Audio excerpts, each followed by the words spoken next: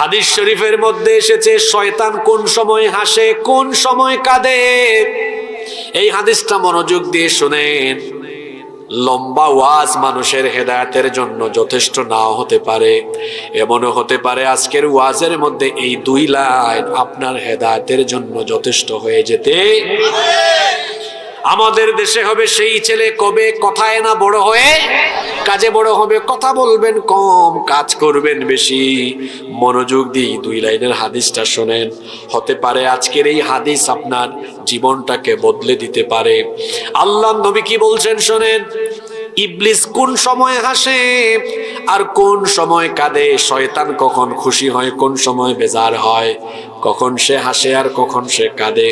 আল্লাহর নবী বলেছেন যখন কোনো মানুষ নামাজের টাইমে আল্লাহ তাআলাকে সাজদা দিয়ে দেয়, ইবলিস যখন এই ব্যক্তির সাজদার দৃশ্য দেখে ইয়াতাজালা শাইতানু ফায়াবকি, ইবলিস তখন ওই ব্যক্তির সাজদার দৃশ্য দেখে মনের বেদনায় কষ্ট পায় এবং কাঁদে। কাঁদার পরে বলতে থাকে ওয়ায়াকুল উমির ইবনু আদম বিসসুজুদ, আদম সন্তানকে সাজদার আদেশ দেওয়া হয়েছে। ফাসাজাদা ফালাহুল জান্নাহ, অতঃপর সে আল্লাহকে সাজদা দিয়ে জান্নাত হাসিল করে ফেলেছে। ওয়া উমিরতু বিসসুজুদ, আমাকেও তো সাজদার আদেশ দেওয়া হয়েছে। ফাআবাইতু, অতঃপর আমি সেই আদেশ অমান্য করেছি। ফালিন নার, এই জন্য জাহান্নামের আগুন আমার জন্য অবধারিত হয়েছে। এই হাদিস আমাকে আপনাকে কি বার্তা দিল? আমরা যখন আল্লাহকে সাজদা দেই, আমরা যখন নামাজে যাই, তখন ইবলিস কাঁদে, আর যখন আমরা নামাজে যাই না তখন ইবলিস হাসে। আমার বাবারা, আমার ভাইয়েরা, যদি হাদিসটা বুঝে থাকেন কেউ চুপ থাকবেন না, সবাই একটু জবাব দেন তো। আমরা যখন নামাজে যাই ইবলিস তখন হাসে না কাঁদে? সবাই বলেন হাসে না কাঁদে? আর আমরা যখন নামাজে যাই না ইবলিস তখন। আচ্ছা, পিছনে যারা আছেন আপনারা বুঝছেন তো, আমরা নামাজে গেলে ইবলিস, সবাই বলেন না, কাঁদে, আর না গেলে ওকে ফাইন। এখন আপনারা বলেন তো, প্রতিদিন নামাজ কয় ওয়াক্ত? এই 5 ওয়াক্ত নামাজের টাইমে আপনারা কি ইবলিসকে হাসাবেন না কাঁদাবেন? আচ্ছা, এখন যারা আমাকে জবাব দিলেন না, ভাই আপনারা কি শয়তানের কাছ থেকে খেলাফত নিয়েছেন? তো কথা বলেন না কেন? তা আপনারা নামাজের টাইমে ইবলিসকে হাসাবেন না কাঁদাবেন? কাঁদাইতে হলে কি করতে হবে? নামাজে যান আপনারা? আচ্ছা, যারা যাই না, আমরা তো ভুল করে ফেলছি, তো আমাদের কি কোনো ক্ষমা নাই? জোরে বলেন ক্ষমা নাই? ও আমার যুবক ভাইয়েরা, যারা গুনাহের সাগরে ডুব দিয়ে ফেলেছো, যারা গুনাহের সাগরে সাঁতার কাটছো, হতাশ হওয়ার কারণ নাই। আজকের মাহফিলে যারা চলে এসেছেন, আমার ভাইদেরকে বলবো ব্যতীত হওয়ার কোনো কারণ নাই। কারণ আমাদের রব হলেন এমন, আমাদের গুনাহের পরিমাণ যত বেশি, আমার আল্লাহর দয়ার পরিমাণ তার চাইতে আরো বহুগুণ বেশি। হাদিসে কুদসিতে আল্লাহ তাআলা বলেছেন, ইবনা আদম, হে আদম সন্তান, লাউ বালাগাত যুনুবুকা আনানাস সামাই সুম্মা ইস্তাগফারতানি গফারতু লাক, যদি তোমার গুনাহ আকাশের উচ্চতায় পৌঁছে যায়, অর্থাৎ গুনাহ করতে করতে করতে করতে যদি গুনাহের পরিমাণ আকাশের উচ্চতা পর্যন্ত পৌঁছে যায়, বান্দা তুমি হতাশ হয় না। আকাশের উচ্চতা সম পরিমাণ গুনাহ নিয়ে যদি তুমি আমার রহমতের দুয়ারের সামনে ভিক্ষুকের মতো হাত তুলে তুমি যদি তওবা করে আমার কাছে হাত পেতে মাফ চাও, মনে রেখো আমি তোমার সেই আল্লাহ, আমিও আকাশের চাইতে আরো বেশি বেশি পরিমাণ দয়া নিয়ে তোমার সামনে হাজির হয়ে তোমার আকাশসম পরিমাণ গুনাহ আমি মাফ করে দিব। হতাশ হওয়ার কোনো কারণ নাই। এতদিন যারা ভুল করে ফেলেছে, আজকে তওবা করব, তওবা করে সিদ্ধান্ত নিব আমরা যা করেছি ভুল করেছি, তওবার মতো তওবা করলে আমাদেরকে যিনি মাফ করে দিবেন, জোরে বলেন তিনি কে? সে আল্লাহ বলছেন, কুল ইয়া ইবাদিয়াল্লাযীনা আসরাফু আলা আনফুসিহিম লা তাকনাতু মির রাহমাতিল্লাহ ইন্নাল্লাহা ইয়াগফিরুয যুনুবা জামিআ ইন্নাহু হুয়াল গফুরুর রহিম। আল্লাহ তাআলা বলছেন, হ্যাঁ নবী, আপনি আমার গোলামদেরকে বলে দেন, তারা যদি গুনাহ করতে করতে সীমাও ছাড়িয়ে যায়, তাদেরকে বলেন তারা যদি নিজেদের উপর জুলুম করে ফেলে, তারা যেন আমার রহমত থেকে নিরাশ না হয়। আমার রহমতের আশা করে তারা যখন আমার কাছে এসে ক্ষমা চাইবে, সকল গুনাহ যিনি মাফ করে দিবেন তিনি কে? সুতরাং আমার যুবক তরুণ ভাইদেরকে বলতে চাই, যারা না বুঝে শয়তানের খপ্পরে পড়ে শয়তানের মুরিদ হয়ে বেনামাজি হয়ে কিংবা অন্যান্য গুনাহ করে আমরা যারা গুনাহের পথে নিজেদেরকে ধাবিত করে ফেলেছি, আমাদের জন্য হতাশ হওয়ার কোনো কারণ নাই। তওবার দরজা আমাদের জন্য খোলা রেখেছেন কে? আপনি যতই গুনাহ করেন না কেন, মনে রাখবেন আপনার গুনাহের চাইতে আল্লাহর দয়ার পরিমাণ কম না বেশি? এই যে রহমত, দয়া, মায়া, ভালোবাসা, আল্লাহ তাআলা রহমতকে 100 টুকরা করেছেন। কথা বুঝে থাকলে বলেন তো, আল্লাহ তাআলা রহমতকে কত টুকরা করেছেন? 100 টুকরা করে আল্লাহ তাআলা মাত্র 1 টুকরা রহমত গোটা পৃথিবীর সবাইকে আল্লাহ দিয়েছেন। বুঝে থাকলে বলেন, সবাইকে আল্লাহ কয় টুকরা থেকে ভাগ করে দিয়েছেন? আমার মনে দয়া মায়া আছে, আপনাদের মনেও দয়া মায়া আছে না নাই? সবার মনে দয়া মায়া আছে। দেখবেন বাপ মা তার সন্তানের জন্য দয়া মায়া আছে, স্বামী স্ত্রীর জন্য দয়া মায়া আছে, প্রতিবেশীর জন্য আমাদের দয়া মায়া আছে, দেশের প্রতি আমাদের টান আছে, ভালোবাসা আছে। এই যে সবার অন্তরে যে ভালোবাসা আছে, এই সকলের অন্তরের ভালোবাসার পরিমাণ হলো মোট কয় টুকরা? 1 টুকরা ভালোবাসার অবস্থা হলো এমন, বলেন তো আপনার ভাই, আপনার আপন ভাই, আপনি বাপ মা, আপনার ছেলে মেয়ে, সে যদি কোনো অপরাধ করে ফেলে, ভুল করে ফেলে, তারপরে যদি 1 মাস 2 মাস 6 মাস 8 মাস 1-2 বছর পরে যদি আপনার বাপ মা ভাই বোন যদি সবাই কাছে চলে আসে রক্তের টানে, বলেন তো একটা মহব্বত কাজ করে কি করে না? 2 ভাই ঝগড়া করেছে 1 বছর পরে, 2 ভাইয়ের দেখা হয়েছে, দিলের টান, মাঝখান থেকে একজন এসে 2 জনকে মিলায় দেয়, সবকিছু ভুলে যায় কি যায় না?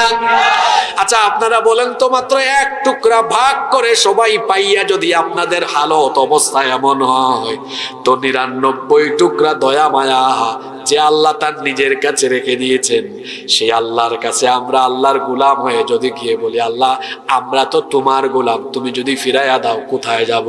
তোমার রহমতের দুয়ারে এসে ভিক্ষুকের মতো হাত তুলেছি, আপনি যদি হাত খানা তুলেন, মনে রাখবেন 99 টুকরা দয়া মায়ার মালিক আল্লাহ ফিরাইয়া দিবেন না।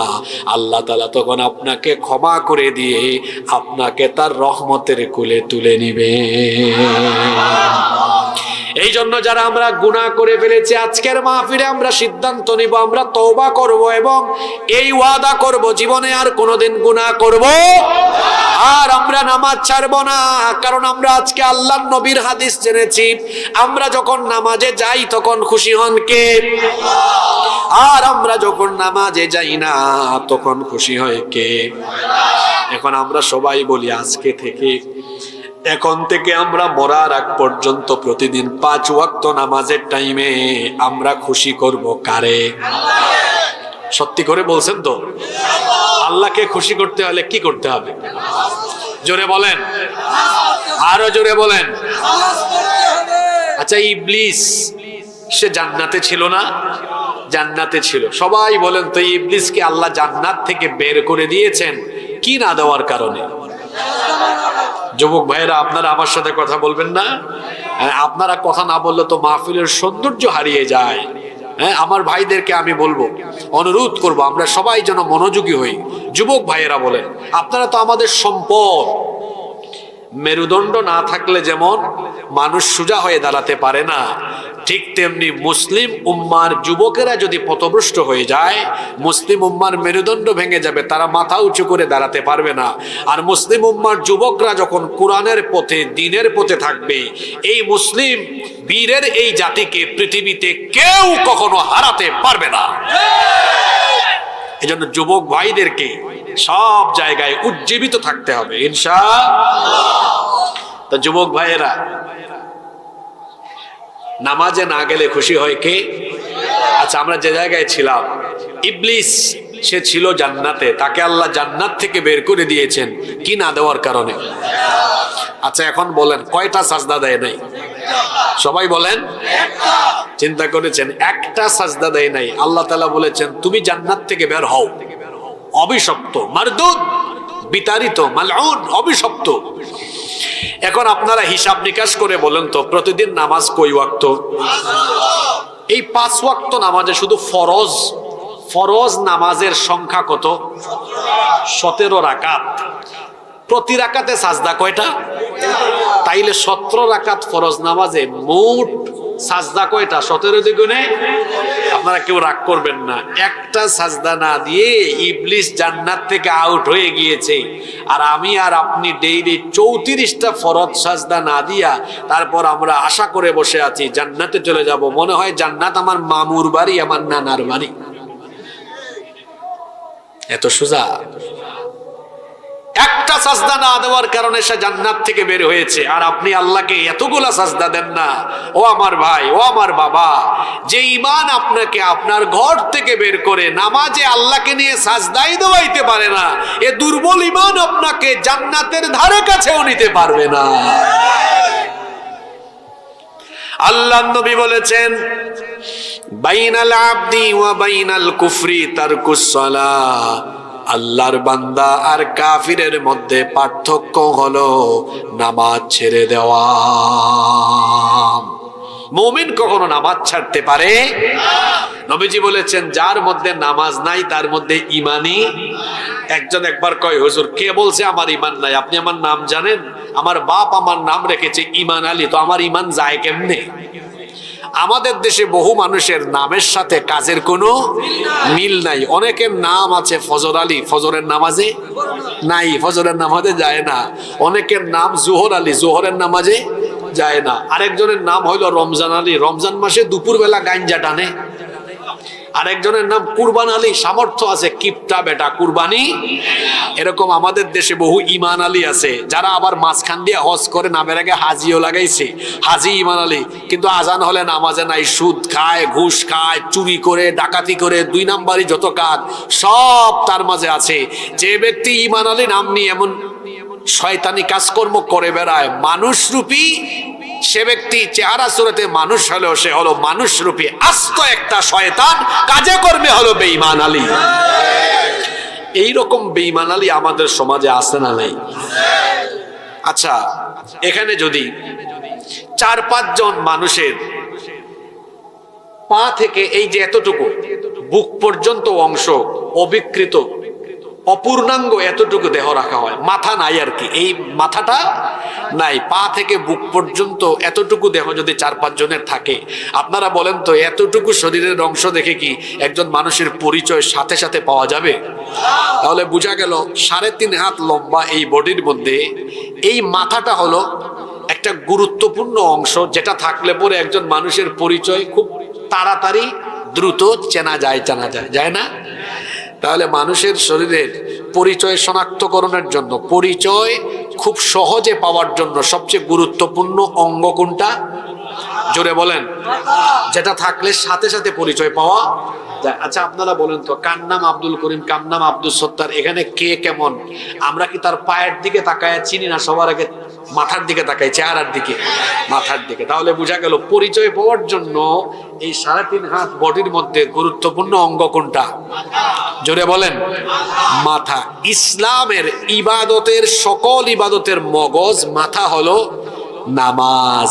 আসসালাতু হিয়া রাসুল ইবাদা, নামাজ হলো ইবাদতের মগজ, যেমনি ভাবে মাথা ছাড়া একজন ব্যক্তির পা থেকে বুক পর্যন্ত অংশ থাকলেও তার পরিচয় পাওয়া যায় না, ঠিক তেমনি নামাজ বাদ দিয়ে অন্যান্য সবকিছু ঠিকঠাক করে ওয়াজ মাহফিলে বক্তা তক্তা আয়োজনকারী শ্রোতাও হইলে লাভ হবে না যদি ইসলামের ইবাদতের মগজ নামাজ ঠিক না থাকে। নামাজ না থাকলে নিজেকে আল্লাহর দরবারে মুসলমান হিসাবে পরিচয় দেওয়া যাবে না। শুধু ঠিক ঠিক বলে আমরা যেন চলে না যাই। ও আমার বাবারা, আমার ভাইয়েরা, এই যে নামাজ ছাড়তেছেন, আজকে ছাড়লেন, এর আগের দিন ছাড়লেন, তার আগের দিন ছাড়লেন, আচ্ছা এরপরে আরো হয়তো ছাড়বেন। ছাড়তে ছাড়তে আমার দিকে তাকান, আল্লাহর কথাগুলো শোনেন। এই যে ছাড়তে ছাড়তে ছাড়তে ছাড়তে ছাড়তে ছাড়তে মনে রাখবেন একদিন আপনার জীবন ঘড়ির কাঁটাটা একদম থেমে যাবে, আপনি মারা যাবেন। এ ব্যাপারে আপনাদের কোনো সন্দেহ আছে? এই যে বেনামাজি হতে হতে বেনামাজি হতে হতে বেনামাজি হইয়া মারা গেলেন, এরপরে যখন হাসরের ময়দানে আল্লাহর সামনে সবাই আমরা দাঁড়াবো, সেই দিন আল্লাহ সবার আগে আমাদের কাছ থেকে কোন আমলের হিসাব নেবেন? তো সব ওয়াজ তো আপনারা জানেন, এখানে ওয়াজ করে কি করব? শুধু আমল। আমাদের দেশে এখন অবস্থা হয়েছে এমন, ওয়াজ মাহফিলে মানুষের অভাব নাই, কিন্তু দেখবেন আজানের টাইমে মসজিদের একটা কাতার পূরণ করতে অনেক কষ্ট হয়ে যায়। আল্লাহ নবীর সময়ে ছিল মসজিদ কাঁচা, মসজিদের উপরে কোনো ঢালাই করা ছাদ ছিল না, টিনের কোনো চাল ছিল না, মসজিদের ছাদ ছিল খেজুর পাতার ছাউনি দিয়ে করা। আল্লাহ নবীর মসজিদের নিচে কোনো টাইলস ছিল না, দামি কোনো কার্পেটও ছিল না। যখন আল্লাহ নবী এবং তার সাহাবীরা সাজদা দিতেন, শীতকালে বা শুকনার সময়ে ধুলা বালু লেগে যেত, আবার একটু বৃষ্টি পড়লে কাদামাটি লেগে যেত, কাদা হয়ে যেত। এভাবে আল্লাহ নবীর মসজিদ ছিল কাঁচা, কিন্তু মুসল্লি ছিল পাকা। আর আমাদের প্রতিটা গ্রামে গ্রামে এখন মসজিদ হয়েছে পাকা, কিন্তু মুসল্লির অভাবে আমাদের মসজিদ থাকে ফাঁকা। আপনাদেরকে এখানে ঠিক ঠিক বলানোর জন্য রাখি নাই।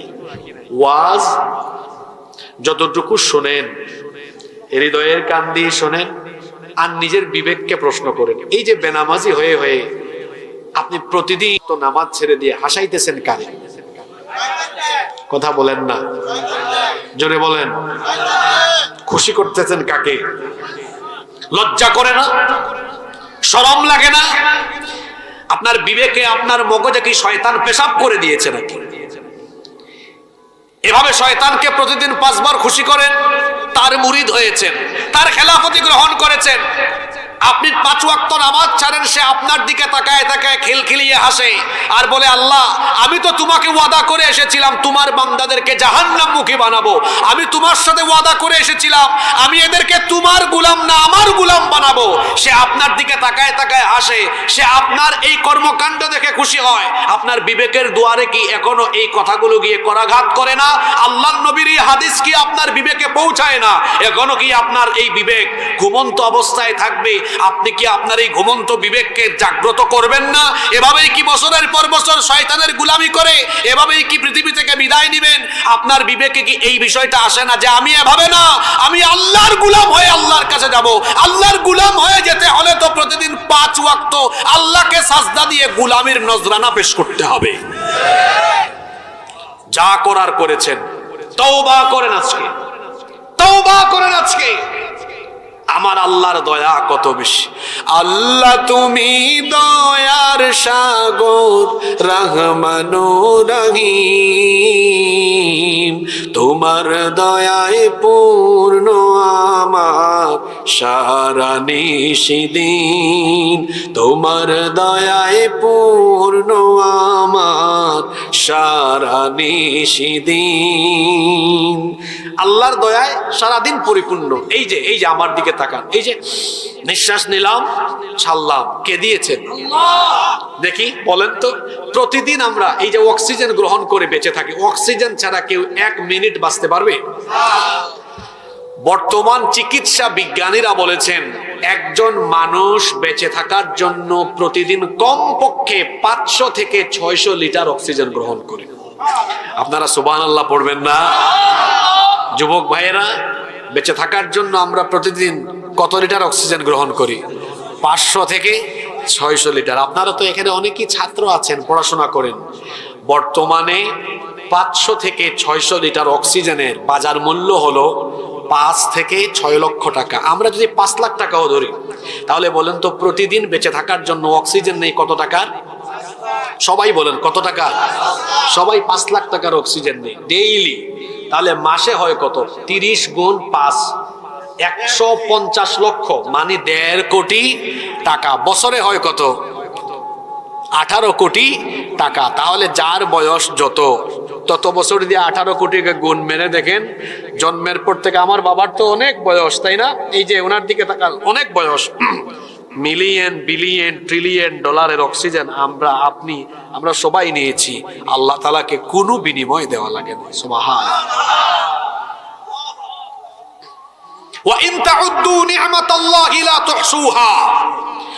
আর আল্লাহর নেয়ামতের গণনা আরম্ভ করলে গুনতেই থাকবা, গুনতে গুনতে কিয়ামত হয়ে যাবে, আল্লাহর নেয়ামত গুনে শেষ করতে পারবা না। সুবহানাল্লাহ। শুধু কি তাই? ও আমার যুবক ভাইয়েরা, আমার বাবা জানরা, মাঝে মাঝে আপনারা হাঁচি দেন না? হাঁচু মারেন না? হাঁচি এটা আল্লাহর নেয়ামত। সুবহানাল্লাহ। আচ্ছা, নেয়ামত কেন? নিশ্চয়ই একটা কারণ আছে। আচ্ছা, হাঁচি দেওয়ার পরে মানুষ কি বলে? আলহামদুলিল্লাহ। মানুষ কোন টাইমে বলে? ভালো সময়ে না খারাপ সময়ে? নিশ্চয়ই হাঁচির মধ্যে ভালো কিছু, এই জন্য তো আপনারা আলহামদুলিল্লাহ পড়েন। আচ্ছা, আমাদের বাবা আদম আলাইহিস সালামকে সৃষ্টি করার পরে আল্লাহ যখন আদম আলাইহিস সালামকে তার ভেতরে রূহ ঢুকায় দিলেন, সর্বপ্রথম তিনি কি দিয়েছেন? হাঁচি দিয়েছেন। জোরে বলেন, কি দিয়েছেন? আল্লাহ শিখালেন, আদম বলো আলহামদুলিল্লাহ।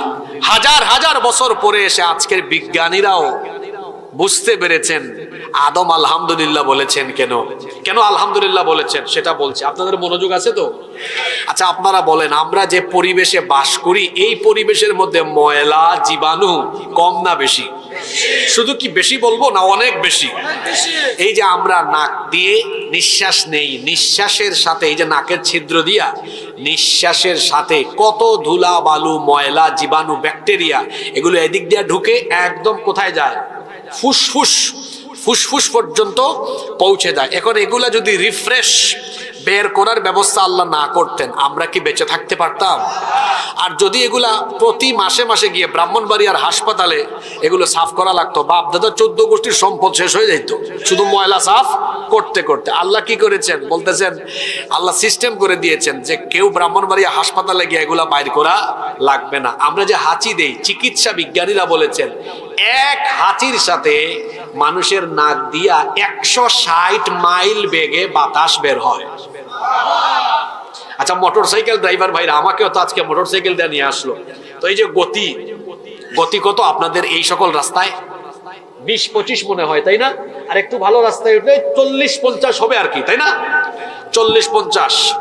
এখন আপনারা আমাকে বলেন, আমরা হাঁচি দেওয়ার সময় নাকের ভেতর দিয়া বাতাস বের হয় কত মাইল বেগে? 160 মাইল বেগে। চিকিৎসা বিজ্ঞানীরা বলেছেন যখন আমরা 160 মাইল বেগে হাঁচিতে বাতাস বের করি, তখন আমাদের ফুসফুসে জমে থাকা কমপক্ষে 5 থেকে 6 হাজার রকমের জীবাণু এক হাঁচি দিয়ে আল্লাহ অটোমেটিক বের করে দেয়। আহা, এই আল্লাহ এত নেয়ামত দিয়ে আপনাকে আমাকে বাঁচান, সেই আল্লাহর গোলামি করা দরকার আছে না নাই? আল্লাহ সৃষ্টি করেছেন কেন?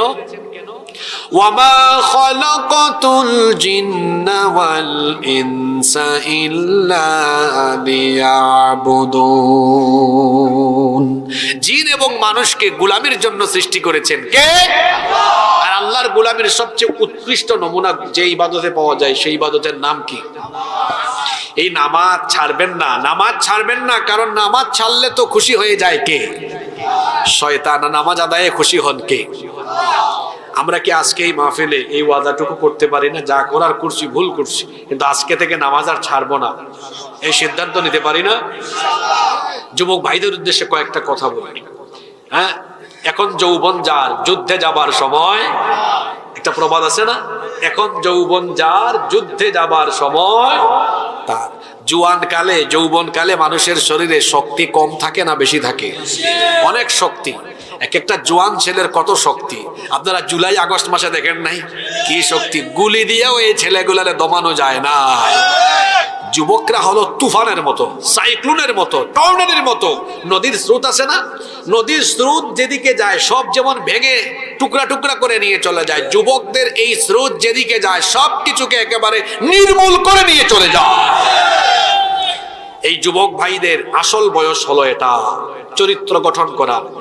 যখন আপনি বুড়া হয়ে যাবেন, যখন আপনার মেরুদণ্ডে, কোমরে, হাঁটুতে ব্যথা হবে, তখন তো যৌবনকালের মতো সুন্দরভাবে লম্বা সময় নিয়ে নামাজ আদায় করতে পারবেন না, রুকু সাজদা দিতে পারবেন না। কিন্তু যৌবনকালে যখন ইবাদত করবেন, এই বয়সের ইবাদতের দাম কম না বেশি? এই বয়সে ইবাদত করবেন, দুইটা ফায়দা পাবেন। জোরে বলেন কয়টা? আমার যুবক ভাইয়েরা, যৌবনকালে ইবাদতের ফায়দা কয়টা? দুইটা। এক নম্বর ফায়দা, দুনিয়ার একটা ফায়দার কথা বলি, আর আখিরাতের আরেকটা ফায়দার কথা বলি। দুনিয়ার ফায়দা কি? যদি হায়াত থাকে আর বেঁচে থাকেন, বুড়া হন, যদি হায়াত থাকে আর বুড়া হন, যৌবনকাল যদি ইবাদতে কাটাতে পারেন তো বুড়া হয়ে যাবেন, যৌবনকালের মতো আগের মতো আর সময় নিয়ে নামাজ আদায় করতে পারবে না। কোন রকম নামাজটা আদায় করলেন, ফেরেশতা বলবে আল্লাহ তোমার এই বান্দা তো কোন রকমে নামাজটা আদায় করেছে, সওয়াব লিখতাম কেমনে? আল্লাহ বলবেন ফেরেশতা দাঁড়াও, আমলনামায় সওয়াব লেখার আগে অপেক্ষা করো, এই বান্দার আমলনামা পিছন দিকে উল্টাও, পিছন দিকে উল্টাইয়া চেক করে দেখো তো এই বান্দা জোয়ান কালে, যৌবনকালে কি করেছে। ফেরেশতা আমলনামা পিছন দিকে উল্টাইয়া বলবে আল্লাহ তোমার এই বান্দা যখন যুবক ছিল এক ওয়াক্ত নামাজ ছাড়ে নাই, আজান হইলেই মসজিদে গিয়ে একদম জামাতে নামাজ আদায় করেছে, পাক্কা নামাজি ছিল। আল্লাহ তখন ফেরেশতাকে বলবেন ফেরেশতা আমার বান্দা যৌবনকাল আমাকে খুশি করে দিল, বুড়াকালে আমি কি তারে এখন আর বেজার করব?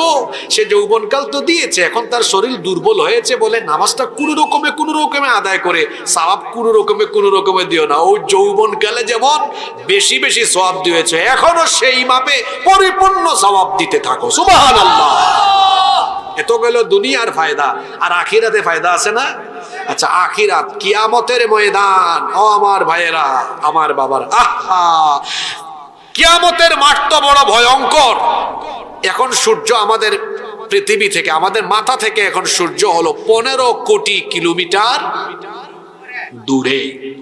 15 কোটি কিলোমিটার।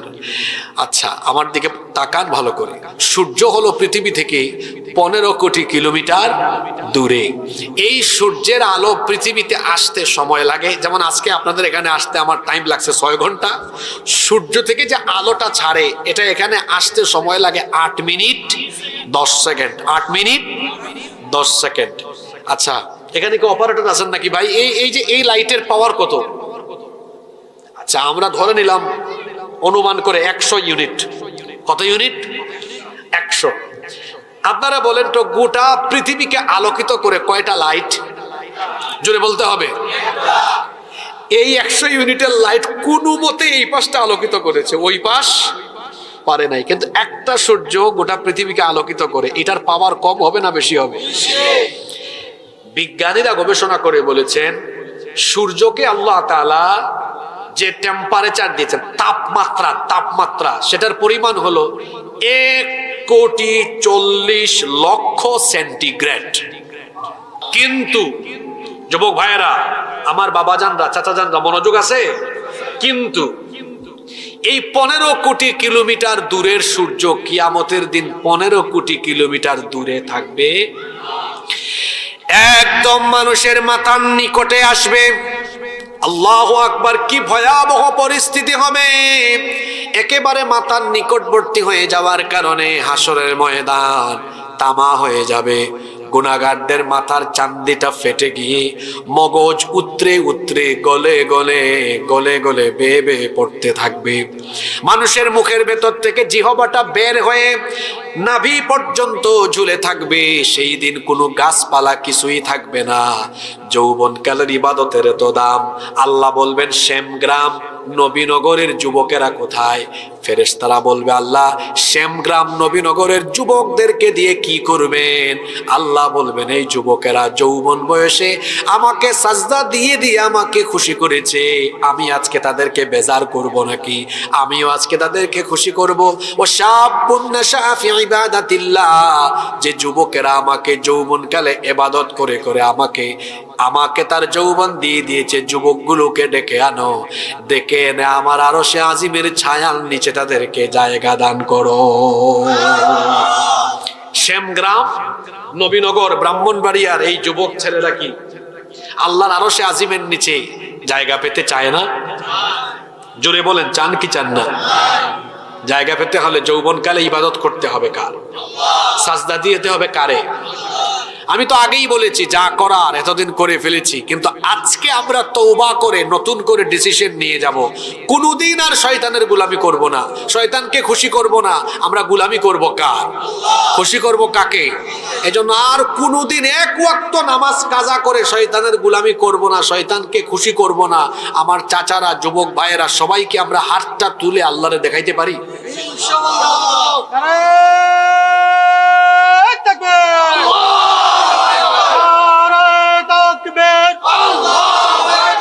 আল কুরআনের আলো, আল হাদিসের আলো,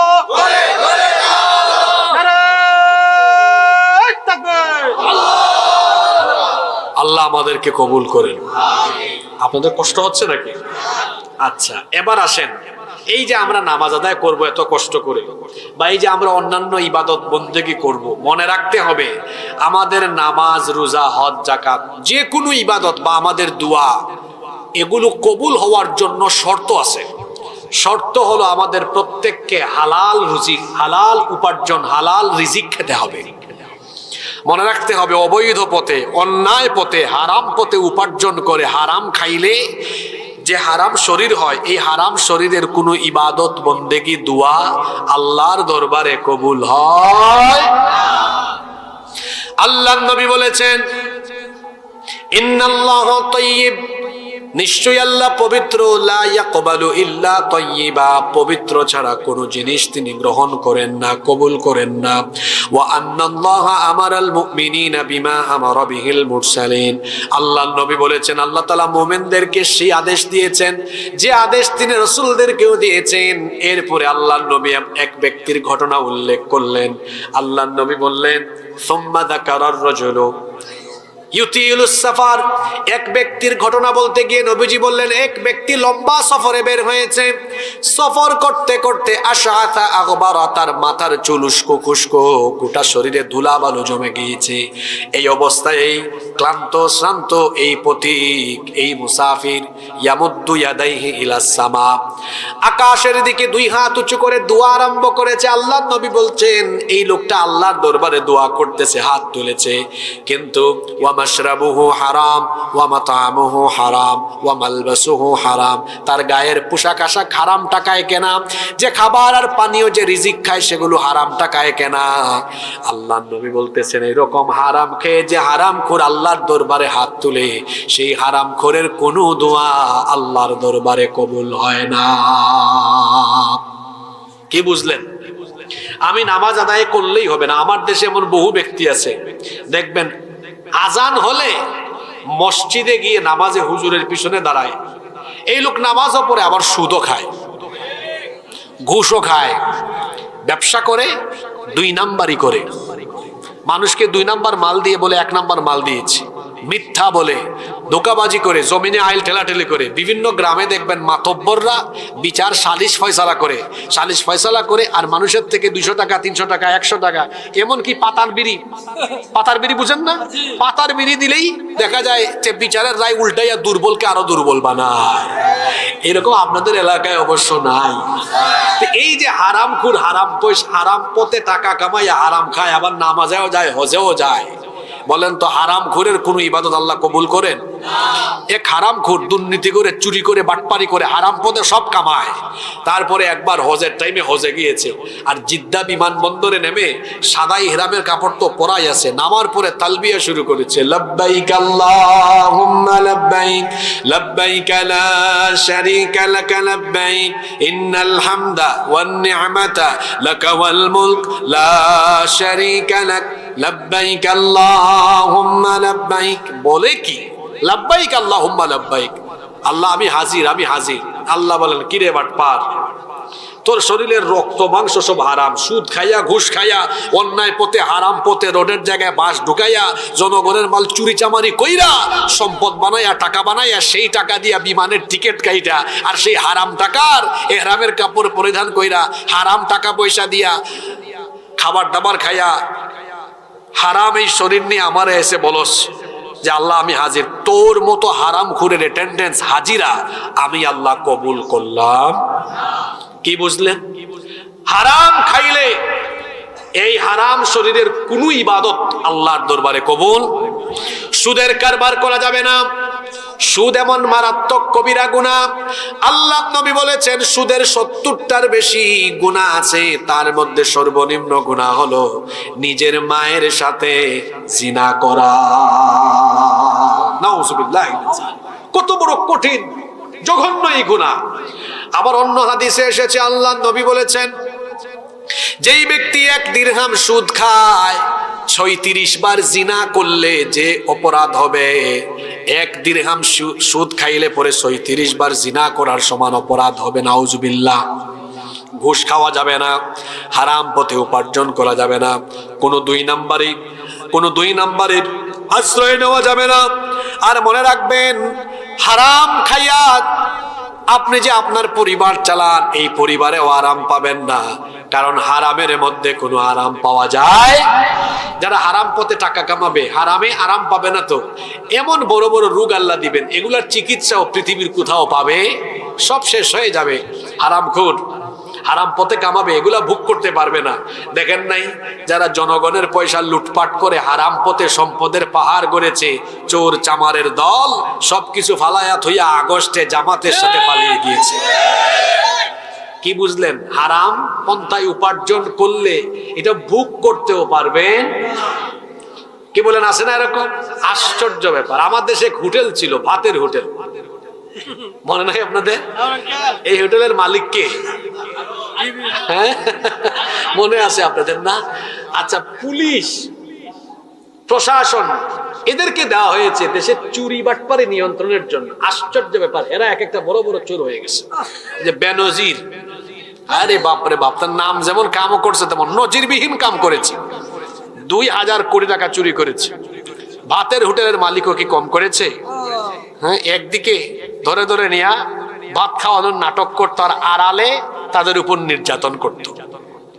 আর এক রাবেয়া বছরই তো আমার দেশে ছিলেন, উনি সকালবেলা ঘুম থেকে উঠে জায়নামাজ খুঁজে, নাম দিয়েছে রাবেয়া বছরই। আমি একদিকে ফজরের সময় ঘুমের থেকে উঠে জায়নামাজ খুঁজে, আর সারাদিন আলেমুলামা নিরপরাধ আলেমুলামা ধইরা জেলখানার ভেতর রাখে। আলেমদের সাথে বেয়াদবির ফল হিসাবে আল্লাহ শাস্তি দিয়েছে। ওই রাবেয়া বছরই একবার বলেছিলেন, আমার বাসার পিয়ন ছিল, কত কোটি টাকার মালিক? 400 কোটি। কি ছাড়া চলে না? হেলিকপ্টার ছাড়া। আপনি নিজের মুখে যা বলতেছেন বোঝা গেল আপনার চারপাশে আপনি চোর বাটপাল লালন পালন করেছেন। আমার দেশে এক হুজুর উপাধি দিয়েছিল কৌমি জননী। আপনি কৌমি জননী না, আপনি হচ্ছেন চোর ডাকাতের জননী। সম্মানিত ভাইয়েরা, হারামে কোনো আরাম, হালাল যদি অল্প হয়, অল্প সামান্য, এটার ভেতরে বরকত দিয়ে দিবেন কে? আর আল্লাহর তরফ থেকে বরকত চলে আসলে আমাদের আর কোনো অসুবিধা আছে? এজন্য আমরা হারামের ধারে কাছেও যাব না। আমরা কি আল্লাহর সাথে ওয়াদা করতে পারি? কারা কারা রাজি নাই হাত তুলেন। মাশাআল্লাহ, মানুষের ভালো মনোযোগ আছে না। অনেকে তুলতে চাইতেছিল, নামাই ফেলছে। আবেগ বেশি, তো আবেগও থাকার দরকার আছে না? নাই, আবেগেরও দরকার আছে। তাইলে আমরা 2 নম্বর যে পয়েন্ট নিয়ে কথা বললাম, আমরা হারাম খাবো না ইনশাআল্লাহ। কষ্ট হইতেছে নাকি বেশি? মনোযোগ করে ফেলবো? আমি কি আর 10 মিনিট সময় চেয়ে নিতে পারি? সর্বশেষ একটা পয়েন্ট বলবো, খুব গুরুত্বপূর্ণ। প্রথমে কি বললাম? নামাজ ছাড়বো। এরপরে বললাম হারাম খাবো। 3 নম্বর, খবরদার কোনো মানুষের হক নষ্ট করবেন। সবার আগে নিজের আব্বা আম্মার হকের ব্যাপারে সচেতন হয়ে যান। যাদের আব্বা আম্মা জীবিত আছেন, মনে করবেন আপনার ঘরের ভেতরে এখনো জান্নাত আছে। আল্লাহ নবী বলেছেন, হুমা জান্নাতুকা আও হুমা নারুকা, তোমার মা বাবা তোমার জন্য জান্নাত, অথবা তোমার মা বাবা তোমার জন্য জাহান্নাম। পিতা মাতার খেদমত করলে পরে খুশি হয়ে যিনি জান্নাত দিয়ে দিবেন তিনি কে? আর পিতা মাতাকে যদি নারাজ করে ফেলেন, অসন্তুষ্ট করে ফেলেন, তাহলে আপনার উপর নারাজ যিনি হয়ে যাবেন তিনি কি? এজন্য আমার যুবক ভাইদেরকে বলবো, মা বাবার সাথে গলা উঁচু করে কথা বলবেন না, রাগ করে কথা বলবেন না, ধমকাবেন না। আল্লাহ নিষেধ করেছেন, ওয়ালা তানহারহুমা, আল্লাহ তাআলা নিষেধ করছেন মা বাবাকে ধমক দিও না। এমনকি ফালা তাকুল্লাহুমা উফ, বিরক্ত হয়ে উফ শব্দ পর্যন্ত বলো না। আমরা বললাম আল্লাহ, তাহলে আমার মা বাবার সাথে আমরা কেমন আচরণ করব? আল্লাহ শিখিয়ে দিলেন, ওয়াকুল্লাহুমা কওলান কারীমা, সম্মানজনক ভাষায় বিনয়ের সাথে মা বাবার সাথে কথা বলো। সুবহানাল্লাহ। মা বাবার হক নষ্ট করবেন না, সারা জীবনের আমল বরবাদ হয়ে যাবে। আব্বা আম্মার কথা শুনবে, আব্বা আম্মার কথা শুনলে দুনিয়াতে ইজ্জত সম্মান বাড়ায়া দেন কে? আব্বা আম্মার কথা শুনলে পরে আখিরাতে জান্নাত দিয়ে দিবেন কে? আব্বা আম্মার দোয়া কবুল হয়, নবীজি বলেছেন 3 ব্যক্তির দোয়া সরাসরি কবুল হয়ে যায়। 1 নাম্বার হলো মজলুম, যদি দোয়া করে আল্লাহ মজলুমের দোয়া কবুল করেন। 2 নাম্বার মুসাফিরের দোয়া আল্লাহ কবুল করেন। 3 নাম্বার যদি কোনো বাপ আর মা সন্তানের জন্য খুশি হয়ে দোয়া করে, আল্লাহ ওই মা বাবার দোয়া সন্তানের জন্য কবুল করে নিবেন। আর মা বাপের খেদমত করলে দুনিয়ায় বিপদ হবে না আপনার, ইনশাআল্লাহ। দুনিয়াতে বিপদ আপদ আছে না আমাদের? একটা কিচ্ছা, একটা ঘটনা মনে পড়ে গেছে। আমি কি ঘটনাটা বলতাম? ঘটনাটা বলবো? এটা একটা হাদিস। মা বাবার খেদমত করলে আল্লাহ কেমনে বিপদ থেকে বাঁচান শোনেন। আল্লাহ নবী একবার সাহাবীদেরকে বললেন, বনি ইসরাইলের 3 ব্যক্তি একবার সফরে বের হয়েছিল। জুড়ে বলেন, কয় ব্যক্তি? বনি ইসরাইলের 3 ব্যক্তি একবার সফরে বের হয়েছিল। হঠাৎ করে তারা ঝড় তুফানের কবলে পড়ে গেল। ঝড় তুফানের কবলে তারা যখন পড়ে গেল, একটা গুহার ভেতরে তারা গিয়ে আশ্রয় নিল। ওই গুহার ভেতরে তারা যখন আশ্রয় নিল, কিছুক্ষণ পরে একটা বিরাট সাইজের পাথর ওই গুহার মুখে এসে গুহার মুখটা বন্ধ করে দিল। এই 3 জন ব্যক্তি গিয়ে ওই পাথরটা সরাবার জন্য চেষ্টা করতেছেন, কিন্তু পাথর তারা সরাতে পারেন না। বড় একটা পাথর। 3 জন মিলেও তারা যখন বহু চেষ্টা করে সরাতে পারেন না, 3 জন বসে গেলেন। বসে তারা কথা বললেন, পারস্পরিক কথা বলতে গিয়ে বললেন, এমন এক বিপদে পড়েছি, এই পাথরের কারণে গুহার মুখ বন্ধ, কোনো দিকে যেতে পারবো না। যদি এই গুহা থেকে আমরা উদ্ধার হতে না পারি, তাহলে আমাদের বেঁচে থাকারও কোনো সম্ভাবনা নাই। কি করবেন তারা? কিং কর্তব্য বিমূঢ় হয়ে গেলেন। অবশেষে তারা বললেন, চলেন আমরা এক কাজ করি, আমাদের জীবনের কোনো নেক আমল থাকলে সেই নেক আমলের মাধ্যমে আল্লাহর কাছে আমরা সাহায্য প্রার্থনা করি। তখন এই 3 জনের একজন বলে উঠল, আল্লাহ, আমার এক চাচাতো বোন ছিল, আমি তার প্রতি আকৃষ্ট ছিলাম, কিন্তু কোনোভাবেই তাকে আমি আমার কাছে এনে আমার বশ করতে পারছিলাম না। একবার দুর্ভিক্ষের টাইমে আমার এই চাচাতো বোন আমার কাছে দুর্ভিক্ষের সময়, অভাব অনটনের সময় ক্ষুধার্ত অবস্থায় আসলো, এসে সামান্য সাহায্য চাইলো। আমি বললাম, তোমাকে সাহায্য দিতে পারি এক শর্তে, যদি আমার সাথে একান্তে তুমি মিলিত হও। পেটের ক্ষুধার কারণে, দারিদ্রতার কারণে সে তখন এই প্রস্তাব মেনে নিল। তারপরে আমি যখন তার কাছে গেলাম, সে তখন বলল, হে আল্লাহর বান্দা, তুমি আল্লাহকে ভয় করো। এই কথাটা যখন সে বলল, এই কথাটা আমার কলিজায় লাগলো, দিলে লাগলো। সঙ্গে সঙ্গে আমি তাকে ছেড়ে দিয়ে উঠে গেলাম তোমার ভয়ে। আল্লাহ, তোমাকে খুশি করার জন্য আমি যদি এই কাজ করে থাকি, তাহলে তুমি আজকে এই বিপদ থেকে আমাকে বাঁচিয়ে দাও। এই কথা বলা মাত্রই পাথরটা অল্প একটু সরে গেল। সুবহানাল্লাহ। 2 নাম্বার ব্যক্তি বলল, আল্লাহ, এক শ্রমিক আমার কাজে নিযুক্ত ছিল, কিন্তু এই শ্রমিক কাজ করে আমার কাছ থেকে পারিশ্রমিক না নিয়ে সে বিদায় নিল, চলে গেল। আমি তার পারিশ্রমিকের টাকাগুলো ব্যবসায় খাটালাম, তারপরে সেখান থেকে অনেক সম্পদ হলো, পশুর পাল হলো। অনেক বছর পরে সে আমার কাছে আসলো, এসে বলল, ভাই, আমি তোমার কাজ করেছিলাম, কিন্তু তোমার থেকে মজুরি নিয়ে যাই না, আজকে এসে যে মজুরিটা দাও। আমি তাকে বললাম, এই যে এই সম্পদ, পশুর পাল আছে, সব তোমার। সে বলল, টিটকারি করো মিয়া, আমি তো অল্প মজুরি পাই, এত সম্পদ আমার হয় কেমনে? আমি তাকে বললাম তুমি তো না নিয়ে চলে গেলে, এজন্য তোমার অল্প মজুরি আমি যখন ব্যবসায় খাটালাম এটা বাড়তে বাড়তে বাড়তে বাড়তে এত সম্পদ হয়েছে। আল্লাহু আকবার। সুতরাং এগুলো সব তোমার নিয়ে যাও। আল্লাহ, আমি যদি তোমাকে খুশি করার জন্য এই কাজ করে থাকি, এই বিপদ থেকে আমাকে উদ্ধার করে দাও। পাথর তখন আরো একটু সরে গেল। সুবহানাল্লাহ। 3 নাম্বার ব্যক্তি, সেই ব্যক্তি বলল, আল্লাহ, আমার বাবা এবং আমার মা তারা বুড়া মানুষ ছিলেন, মা বুড়ি ছিলেন, বাবা বুড়া ছিলেন, বয়স্ক মানুষ। আমার স্ত্রী সন্তানও ছিল। আমি পশুর পাল নিয়ে মরুভূমিতে যেতাম। ফিরতে ফিরতে যখন আমার সন্ধ্যা হতো বা বিকেল হতো, বাড়িতে এসে দুধ দোহন করে খাবার রেডি করে সবার আগে আমি আমার বাবা মাকে খাওয়াতাম, এরপরে আমার স্ত্রী সন্তানদেরকে খাওয়াতাম। কিন্তু একদিন বাড়ি ফিরতে ফিরতে আমার অনেক দেরি হয়ে গেল। বাড়িতে এসে দেখলাম আমার বাবা মা 2 জন ঘুমিয়ে গিয়েছেন।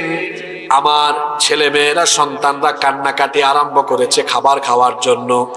আমি চিন্তা করলাম আমার বাচ্চা কাচ্চাকে খাবার দেওয়া আমি যদি মা বাপের আগে দিয়ে দিই এটা তো অসুন্দর দেখায়। আমি চিন্তা করলাম না, আমার মা বাপকে আমি আগে খাওয়াবো, তারপরে আমার স্ত্রী সন্তানকে খাওয়াবো। খাবার নিয়ে আমি আমার মা বাবার পাশে দাঁড়িয়ে রইলাম। ঘুম থেকে ডাকলাম না যেন বিরক্ত না হয়। মনে মনে ভাবলাম তারা উঠলে আমি আগে আমার বাবা মাকে খাওয়াবো, তারপরে বাচ্চাদেরকে খাওয়াবো। আশ্চর্য ব্যাপার, সারা রাত মা বাবার ঘুম ভাঙলো না। অন্যদিকে আমার সন্তানরা চিল্লাচিল্লি করেছে ক্ষুধার যন্ত্রণায়, তাদেরকেও খাবার দিতে পছন্দ করলাম না।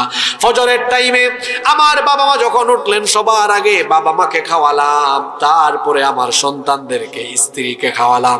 আল্লাহ গো, সবার আগে আমি আমার বাবা মাকে প্রাধান্য দিতাম, বাবা মায়ের খেদমত করতাম। আমার স্ত্রী সন্তান পরিবারের সবার চাইতে আমার মা বাবাকে আমি বেশি ভালোবাসতাম। আমি আমার মা বাবার খেদমত করেছি শুধুমাত্র তোমার খুশি করার জন্য। যদি তুমি খুশি হয়ে থাকো তাহলে এই বিপদ থেকে আমাকে উদ্ধার করো। এই ব্যক্তি যখন এই কথা বললেন, আল্লাহ তাআলা খুশি হয়ে পুরা পাথরটা গুহার মুখ থেকে সরায়া দিলেন। আমার ভাইয়েরা, যুবক ভাইয়েরা, কি বুঝলেন? আব্বা আম্মার খেদমত করলে দুনিয়াতে কোনো বিপদ হবে হইলেও বাঁচাই দিবেন কে? আব্বা আম্মার খেদমত করবেন, আব্বা আম্মার দোয়া কবুল হয়। ওই যে হযরত বাইজিদ বুস্তামি রহমাতুল্লাহ আলাইহি, এমনি এমনি তিনি এত বড় আল্লাহর ওলি হন নাই। একবার তার মা রাতের বেলা পানি চাইলেন। তিনি তখন অত্যন্ত ছোট, বাইজিদ অত্যন্ত ছোট। বললেন, বাবারে একটু পানি দাও। তিনি ওই যে পানির পাত্র, এখন তো আমরা কলসি বলি, সেই সময় পানির যে পাত্র ছিল, গিয়ে দেখলেন সেখানে পানি নাই। পানি আনার জন্য বাড়ির বাইরে গেলেন রাতের বেলা। পানি আনতে আনতে এসে দেখেন তার মা ঘুমিয়ে গিয়েছেন। শীতের রাত, তার মাকে ঘুম থেকে ডাকলেন না। তিনি ভাবলেন আমার মাকে ডাকলে ঘুমে ডিস্টার্ব হবে। তিনি এবার পানির গ্লাস নিয়ে, পাত্র নিয়ে দাঁড়িয়ে থাকলেন। তার মায়ের ঘুমও ভাঙবে না। সারা রাত এইভাবে দাঁড়িয়ে থাকলেন। শীতের কনকনে ঠান্ডার রাতে গ্লাস নিয়ে এরকম থরথর করে কাঁপতেছেন। ফজরের আগে যখন মায়ের ঘুম ভাঙলো, চোখ খুলে দেখলেন তার ছেলে ঠান্ডার মধ্যে হাত কাঁপতেছে, থরথর করে দাঁড়িয়ে আছে। জিজ্ঞেস করলেন, বাবারে তুমি পানির গ্লাস নিয়ে দাঁড়িয়ে আছো কেন? তিনি বললেন, মা, সেই যে রাতের বেলা পানি চেয়েছিলে, পানি ঘরে ছিল না, বাহির থেকে আনতে আনতে দেরি হয়েছে, এসে দেখি ঘুমায় গিয়েছো। ঘুমে থেকে ডাকলাম না, ডিস্টার্ব হবে, এই জন্য পানির গ্লাস নিয়ে দাঁড়ায় আছি। এই কথা শোনার পরে মা সন্তানকে বুকে জড়ায় ধরলেন, ঘুম পাড়ায় দিয়ে আল্লাহর কাছে দোয়া করলেন, আল্লাহ, আমার ছেলেটা আজ আমার জন্য যা করেছে খুশি হয়ে গিয়েছি, তুমি আমার ছেলেটাকে কবুল করে নাও। আমি যেভাবে তার উপর খুশি হয়েছি, তুমিও তেমনি তার উপর খুশি হয়ে যাও। আল্লাহর ওলি হয়ে গেলেন। সুবহানাল্লাহ পড়বেন না? মায়ের দোয়া যেমন কবুল হয়, মনে রাখবেন মায়ের বদদুয়াও। ঘটনার একটা বলবো। ওই যে বনি ইসরাইলের আল্লাহর ওলি জুরাইজ, এত বড় আল্লাহর ওলি ছিলেন তিনি। একবার রাতের বেলা তিনি তাহাজ্জুদের নামাজে দাঁড়িয়েছেন। তার মা আসলেন, এসে তিনি দরজার বাইরে ডাকাডাকি করতেছেন। জুরাইজ মনে করলেন আমি তো নামাজে আছি, আমার মায়ের জবাব দিলে নামাজে ডিস্টার্ব হবে। তিনি তার মায়ের জবাব দিলেন না, মা চলে গেলেন। দ্বিতীয় দিন আসলেন, জবাব দিলেন না। তৃতীয় দিন মা আসলেন, জবাব দিলেন না। তৃতীয় দিন মা যাওয়ার সময় বদদুয়া করে ফেললেন, আল্লাহ, 3টা দিন আমি আমার ছেলের কাছে আসলাম, আমার জবাব দিল না, বের হয়ে কথাও বলল না। নারীর ফিতনায় না ফেলে, প্রস্টিটিউট নারীর ফিতনায় না ফেলে তুমি তার মরণ দিও না। মায়ের বদদুয়াও কেমনে কবুল হয় শোনেন। কিছুদিন পরে এক প্রস্টিটিউট নারী গভীর রাতে তার দরজায় নক করলেন। অনেকক্ষণ পরে তিনি দরজা খুললেন। ওই মহিলা বলল, এই নির্জন জায়গায় ইবাদতখানায় তুমি কি করো? আমি এসেছি, তুমি চাইলে আমার সাথে মিলন করতে পারো। তিনি তো আল্লাহর ওলি ছিলেন। ওই মহিলাকে তাড়িয়ে দিলেন, শয়তান মহিলাকে তাড়িয়ে দিলেন। মহিলা যাওয়ার সময় এক রাখালের সাথে অপকর্ম করলো। এই মহিলা প্রেগনেন্ট হয়ে গেল, পেটে বাচ্চা আসলো। গোটা এলাকায় হট্টগোল আরম্ভ হয়ে গেল, তুই অবিবাহিত মেয়ে, তোর পেটে বাচ্চা আসলো কেমনে? সে তখন বলল, ওই যে বনি ইসরায়েলের ওই অলি, আল্লাহর অলি, সেই এই কামটা করেছে। লোকেরা তাকে ওখান থেকে ধরে নিয়ে আসলেন। তারপরে টেরা হেচড়া করে যখন আর তাকে আনলেন, তার ইবাদতখানা পর্যন্ত ভেঙে দিলেন। তিনি বললেন, তোমরা আমার সাথে এমন আচরণ কেন করতেছো? তারা বললেন, তোমাকে তো আমরা ভালো মানুষ মনে করতাম, কিন্তু তলে তলে তুমি এই কাম কেমনে করলে? তারা যখন পুরা ঘটনা শোনালেন, জুরাইজ বললেন, আল্লাহর কসম, এই কাজ আমি করি নাই। তারা কোনোভাবে বিশ্বাস করে না। জুরাইস তখন বললেন, আমাকে একটু সময় দাও। 2 রাকাত নামাজ আদায় করলেন, আল্লাহর কাছে দোয়া করলেন, আল্লাহ, সারাটা জীবন ভর তোমার ইবাদত করছি, তুমি আমাকে এই বিপদ থেকে আজকে উদ্ধার করো। আল্লাহ ইলহাম পাঠালেন। তখন তিনি ওই মহিলার পেটের দিকে ইশারা করে বললেন, পেটের ভেতরে যে বাচ্চা আছে, ওই বাচ্চাকে ইশারা করে বললেন, তুমি সত্যি করে বলো তো, তোমার বাপকে ছোট্ট বাচ্চার জবান খুলে দিতে পারেন কে? সে বলে ফেললো, ওই রাখাল হচ্ছে আমার বাবা। এইভাবে করে তার জবান খুলে গেল। তিনিও বুঝতে পারলেন, হয়তো আমার মা আমাকে বদদুয়া করেছেন বলে এই অবস্থা হয়েছে। বাপ অসুস্থ, চিকিৎসা করান না, মা অসুস্থ, চিকিৎসা করান না, মা বাবার খেদমত করেন না। আব্বা আম্মা যদি বদদুয়া করেন, মনে রাখবেন আপনার দুনিয়াও ধ্বংস হবে, আখিরাতও ধ্বংস হয়ে যাবে। এজন্য মা বাবার হক নষ্ট করবেন না, স্বামী স্ত্রীর হক নষ্ট করবেন না, স্ত্রী স্বামীর হক নষ্ট করবেন না, ভাই ভাই বোনের হক নষ্ট করবেন না, প্রতিবেশীর হক নষ্ট করবেন না। জনগণের দায়িত্ব পাইলে মানুষের টাকা পয়সা চুরি করে খাইয়া হক নষ্ট করবেন না, কারণ মানুষের হক নষ্ট করার পরিণতি ভালো না খারাপ? কথায় আছে না, শেষ ভালো যার সব ভালো। একটা সুন্দর ঘটনা, একটা সুন্দর হাদিস বলে আমরা আস্তে আস্তে মোনাজাতের দিকে যাব। বলবো, আল্লাহ নবী একদিন সাহাবীদেরকে ডেকে বললেন, ও আমার সাহাবীরা, আতাদরুনা মানিল মুফলিস, তোমরা কি জানো না কি আমার উম্মতের সবচাইতে অসহায় ব্যক্তি কে? বুঝছেন, সবচাইতে অসহায়? আপনাদেরকে বললে কি বলবেন?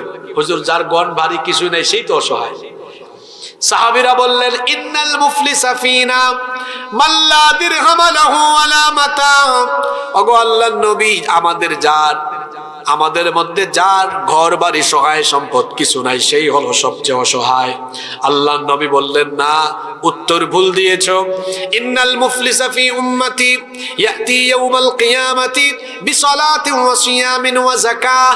আল্লাহর নবী বলেছেন, আমার উম্মতের সবচাইতে অসহায় হলো সেই ব্যক্তি, যেই ব্যক্তি কিয়ামতের দিন নামাজ, রোজা, হজ, যাকাত, ভালো ভালো নেক আমল নিয়ে হাজির হবে। আচ্ছা বলেন তো, নামাজ, রোজা, নেক আমল এগুলো নিয়ে কেউ কি অসহায় হয় না জান্নাতি হয়? জোরে বলেন, অসহায় না জান্নাতি? শুনতেছেন আপনারা? মনোযোগ দিয়ে শুনেন। নবীজি বলছেন, এক ব্যক্তি হাসরের ময়দানে উঠবে, নামাজ, রোজা, হজ, যাকাত, ইবাদত বন্দেগীর অভাব নাই। ফেরেশতা হাতে আমলনামা দিবে, এই ব্যক্তি হাতে আমলনামায় পায়া দেখবেন নেকি আর নেকি। আমার দিকে তাকান তো, এই যে পোস্টার, এই পাশে লেখা আছে না? এই পাশে কিছু আছে? আল্লাহ নবী বলছেন, হাসরের ময়দানে উঠে দেখবে তার পুরা আমলনামা নেকি দিয়ে পরিপূর্ণ, কিন্তু কিছুক্ষণের ভিতরে তার পুরা আমলনামা খালি হয়ে যাবে। কি হয়ে যাবে? ব্যাপারটা আশ্চর্যজনক না? সাহাবীরা বললেন, কিভাবে খালি হবে? নবীজি বললেন, এই লোক তো নামাজ, রোজা, ওই যে মাহফিলেও আসছে, সব লেখা হয়েছে, দানও করছে, সব লেখা হয়ে গেছে, সব আমল লেখা আছে, এত মনে করবে সে একেবারে খাঁটি জান্নাতি। আল্লাহ বলবেন, দাঁড়া, আমার যে সকল বান্দাদের হক নষ্ট করেছিস, এবার সেই বিচার হবে। একটা হলো হাক্কুল্লাহ, আল্লাহর হক, আর একটা হলো হাক্কুল ইবাদ, বান্দার হক নষ্ট করে আল্লাহর হক আদায় করে জান্নাতে যেতে পারবেন না। আল্লাহ বলবেন তার মা বাপকে আনো তো, সে তার মা বাপের হক নষ্ট করেছে। তার বউকে আনো, তার ভাইকে, তার বোনকে, এভাবে করে যত মানুষের হক নষ্ট করেছেন। ওই যে উল্টা পাল্টা রায় দিয়েছেন, মিথ্যা মামলা দিয়েছেন, অনেক মানুষকে অন্যায়ভাবে ফাঁসি দিয়েছেন, যত মানুষের হক নষ্ট করেছেন, আল্লাহ বলবেন সবাইকে লাইনে দাঁড় করাও। এবার এই ক্ষতিগ্রস্ত মানুষকে আল্লাহ বলবেন এই লোকটা যে তোমাদের এত ক্ষতি করলো, তোমাদের হক নষ্ট করলো, ক্ষতিপূরণ হিসাবে কি চাও বলেন তো? কিয়ামতের মাঠে মানুষ ক্ষতিপূরণ হিসাবে কি টাকা পয়সা চাইবে না আমল চাইবে? বলবে আল্লাহ কিছু নেকি দেন, আমাদের আজকে নেকি দরকার। আল্লাহ বলবেন এই ব্যক্তির নেক আমল থেকে নেকি ট্রান্সফার করতে থাকো। এবার নেকি ট্রান্সফার করতে করতে করতে করতে তার আমল নামা পাওনাদারের লাইন এখনো। এইভাবে করে নামাজ রোজা হজ যাকাত আদায় করো, মানুষের জায়গা জমি নিয়ে ঠেলাঠেলি করে, চাঁদাবাজি করে, মানুষের হক নষ্ট করে, নামাজ রোজা হজ জাকাত ঠিক রাখে। যে ব্যক্তি নামাজ রোজা হজ জাকাত ইবাদত বন্দেগী ঠিকঠাক করো, মানুষের হক নষ্ট করে, কিয়ামতের দিন নিজের আমল মানুষকে দিতে দিতে অসহায় হয়ে জাহান্নামী হবে যেই ব্যক্তি, এই উম্মতের সবচাইতে অসহায় হলো সেই ব্যক্তি। তাহলে আমরা কি এরকম অসহায় হতে চাই? তাহলে মানুষের হক নষ্ট করবেন? জোরে বলেন, হক নষ্ট করবেন? এসেছি দুনিয়াতে থাকার জন্য নয়, চলে যাব। কখন যাব? হ্যাঁ বলেন, কখন যাব জানা নাই। তাহলে সবার প্রস্তুতি নেওয়ার দরকার আছে না নাই? অন্তত এই তিনটা কথার উপর আমল করলে আপনার আল্লাহর কাছে যাওয়ার প্রস্তুতি ঠিক থাকবে। কয়টা কথা বললাম? নামাজটা ঠিক করে ফেলেন, 2 হারাম খাওয়া বাদ দেন, 3 মানুষের হক নষ্ট করবেন। এই তিনটা কথার উপরে আমরা সবাই আমল করতে পারবো তো?